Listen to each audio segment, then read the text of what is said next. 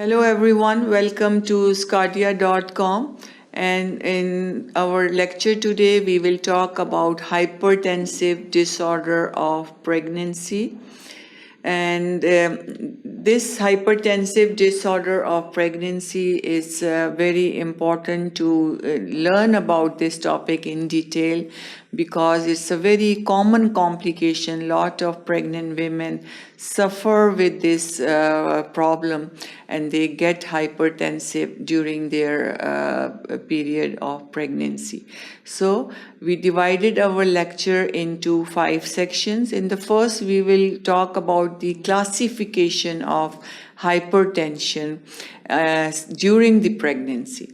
So we have hypertension and pregnancy, then classification, and what are the degrees of hypertension in the pregnancy.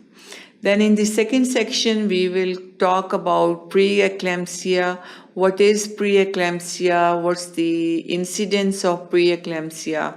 Risk factors and pathophysiology of pre-eclampsia, and also what are the different organs which are affected by pre-eclampsia. Then in our third section, we will talk about how pre-eclampsia present, how we can examine the patient with pre-eclampsia, and how it is investigated and managed.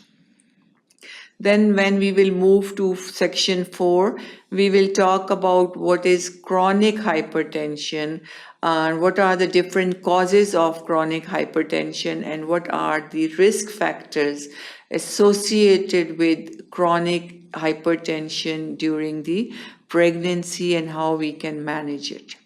Then in our fifth and final section, we will talk about fetal growth restriction, and this is mainly as a result of, since we are talking about hypertension during pregnancy, what are the effects of hypertension on the fetal growth restriction and how it can occur, what are the risk factors for fetal growth restriction, and how we can manage this problem.